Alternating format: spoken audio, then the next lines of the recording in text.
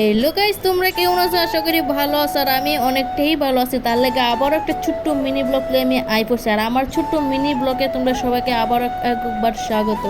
তো আজকে কার বার্থডে, কার কি, এটা তোমরা একটু পরে জানতে পারো। প্লিজ ভিডিওটা ফুল ওয়াচ করো। তো আজকে হচ্ছে আমার বোনের ছেলের বার্থডে। আর এখান থেকে ফাইনালি আমি বয়ে গেছি কেক সাজাবার উদ্দেশ্যে। তো দেখতে পাচ্ছ আমি মুমটুম প্রায় একটা একটা করে সবটি বয়ে দিতেছি। তো আর কেকটা তোমরা একবার দেখছো, নোটিস করছো, অনেকটাই কিন্তু সুন্দর হইছে। আর প্রাইসও বেশি না, তার বিনিময়ে কিন্তু অনেকটা সুন্দর হইছে কেকটা। এটা কইতে হবে। অবশ্যই তোমরা কমেন্ট করে জানাই কিন্তু যে কেকটা কেমন হইছে। তো এখানে দেখো প্রায় আমার কেক সাজানো পুরো কমপ্লিট হয়ে গেছে গা।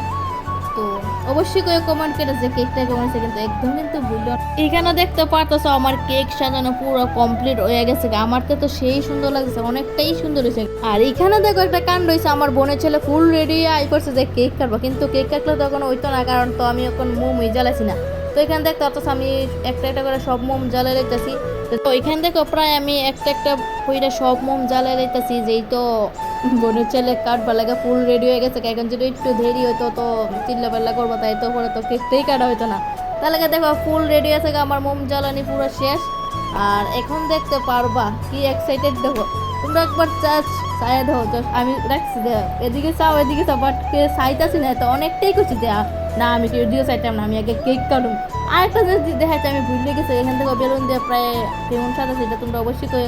আর তোমরা মাথায় অবশ্যই একটা প্রশ্ন হতে পারে যে এত কম বেলুন কে, কারণ বেলুনটি অনেকটাই খারাপ আসছিল। এগুলোর মধ্যে প্রায় আনছিল 3-4 ব্যাগের, বাট এখান থেকে অর্ধেকেই খারাপ আসছিল। তার লেগে এই বেলুনটি দিয়ে আমরা সাজালাইছি। আর অনেকটা রাত হয়ে গেছে, দোকানও বন্ধ থাকবো, তার লেগে কেউ গেছে না।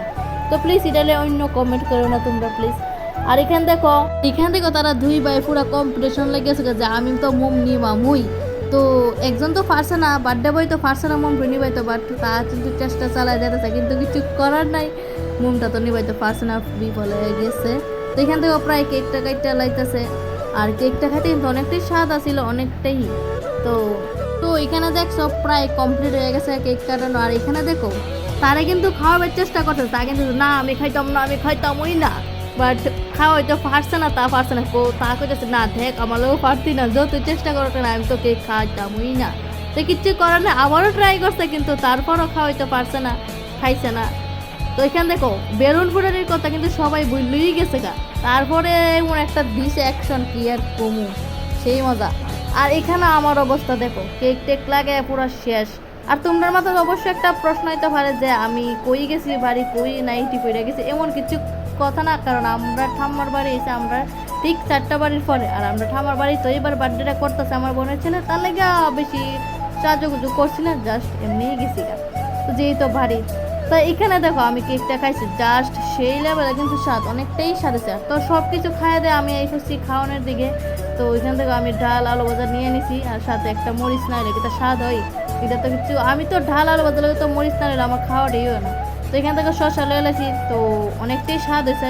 আর ফাইনালি এখানে মাছও আই পড়ছে, মাছ দিয়ে ওখানে জাস্ট গরমটা দিন, মাছটা কিন্তু অনেক। আর এখানে দেখো ফাইনালি আমি মাংসটা লয়ে এলাইছি। আর এখানে কিন্তু 2 রকমের মাংস, যেহেতু আমি কেক মিষ্টি খাই, আমার পেট জায়গা নাই, তার লাগে বেশি লইছি না, একটু লইয়া খাই আসা এলাইছি। আর এখানে আছে পাঁপড়। তো এটি নিয়ে আজকের আমার খাওয়াটা আসা এলাইছি। আর আজকের ভিডিওটা কেমন লাগে অবশ্যই কমেন্ট করে জানাইতে একদম ভুলো না। আর যারা যারা আমার ভিডিও দেখো অবশ্যই তোমরা কমেন্ট করে জানাই যে তোমরা কেমন লাগছে ভিডিওটা।